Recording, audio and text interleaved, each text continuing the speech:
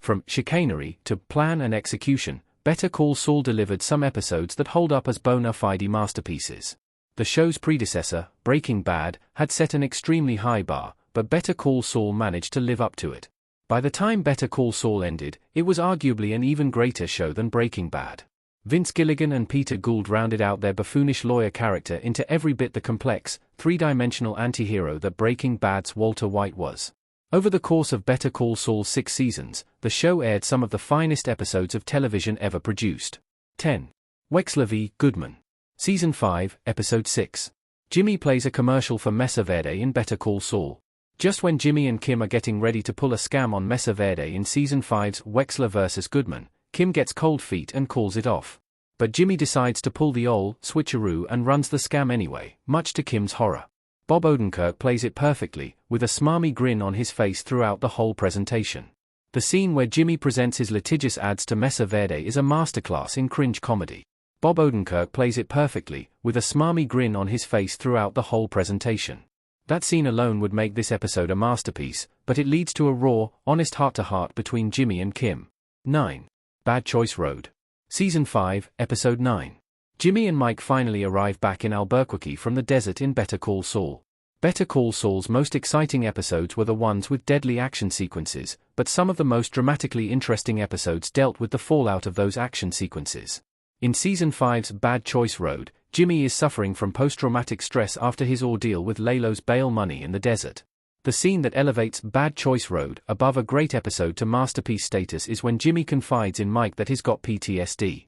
Mike gives a really poignant monologue about how it'll pass with time, calling back to what his daughter-in-law said in a group therapy session.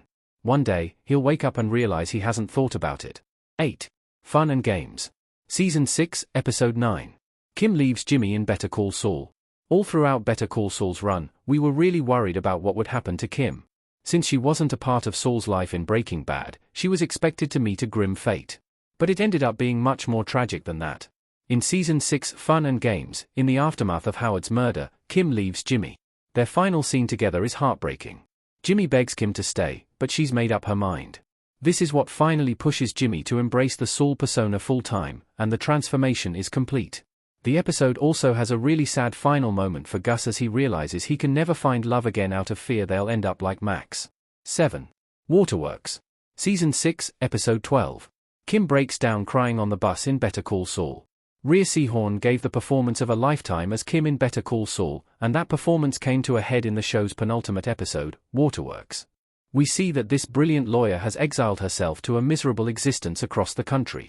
She's in an unhappy relationship and has a painfully mundane job. When she can't take the guilt anymore, she returns to Albuquerque to come clean to Howard's widow in the hope of providing her with some semblance of peace. As Kim takes a bus back to the airport, she breaks down in tears. This is the culmination of Kim's entire emotional arc, and Seehorn makes it feel so real. 6. 5-0. Season 1, Episode 6. Mike kills 2 dirty cops in Better Call Saul. The first masterpiece of Better Call Saul's run arrived halfway through Season 1. 5-0 breaks away from the established formula to fill in Mike's backstory. It shows us that his son Matt was murdered by a pair of crooked cops in Philadelphia, and that Mike orchestrated an elaborate scheme to exact revenge. 5-0 is a fascinating insight into a usually stoic, closed-off character's emotional side. Jonathan Banks gives an incredible performance in the episode, both when Mike pretends to be drunk to lure his prey to a good murder spot and when he tearfully opens up about his guilt surrounding Matt's death. 5. Winner. Season 4, Episode 10. Jimmy does finger guns in Better Call Saul. In the Season 4 finale, Winner, as Jimmy's reinstatement hearing looms, he does everything he can to convince the panel he's sincerely mourning the loss of Chuck. Kim is initially moved by Jimmy's sincerity, but she's disturbed to learn that it was all fake. This episode also has the heartbreaking moment when Mike is forced to kill his friend Werner. The cold open of Winner is one of the best in Better Call Saul's history. It's a flashback to Jimmy and Chuck singing an ABBA duet at a karaoke bar, showing that their relationship wasn't all bad. It ends with Jimmy asking for a DBA form so he can practice under the name Saul Goodman, beginning his descent. 4. Bagman. Season 5, Episode 8. Mike and Saul in the desert during Better Call Saul Season 5. Season 5's Bagman is a great standalone episode that plays like a Better Call Saul version of No Country for Old Men. It starts with a simple enough setup. Jimmy drives out into the desert, picks up Lalo's bail money at a discreet location, and heads back to Albuquerque. But then, on his way back, he's ambushed. Bagman is one of Better Call Saul's most action-packed episodes, but it also puts a spotlight on Jimmy's relationship with Mike. Mike rescues Jimmy from his ambush and they have to trek across the sun-beaten desert together, all while being stalked by a surviving cartel hitman. It's a riveting hour of television. 3. Saul Gone.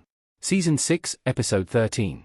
Bob Odenkirk as Jimmy McGill giving his final testimony in a sharp suit in Better Call Saul. It's almost impossible to come up with a satisfying series finale, especially when the series has been as great as Better Call Saul and the final episode has to function as the ending to an entire franchise, not just its own show. But Saul Gone is one of the finest finales in TV history. This finale is a bittersweet conclusion to Jimmy's story, as he gets caught, talks himself down to a slap on the wrist, then does the right thing and allows the judge to give him a much harsher, more fitting sentence. Upon his arrival in prison, this criminal lawyer is greeted as a hero, and he even reconciles with Kim. 2. Plan and Execution. Season 6, Episode 7. Lalo approaches Howard in Better Call Saul.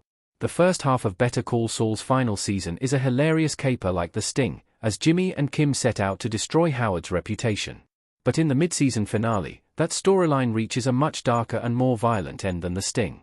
The plan goes off without a hitch, despite some setbacks, so they celebrate back at home. Then, as expected, Howard shows up to have it out with them. But then, Lalo, who Jimmy was assured had been killed, shows up, too. As Howard tries to recuse himself, Lalo shoots him in the head. The episode's powerful acting and intense direction come together to make Howard's murder one of TV's all-time most shocking twists. 1. Chicanery. Season 3, Episode 5. Chuck yelling during his chicanery rant in Better Call Saul.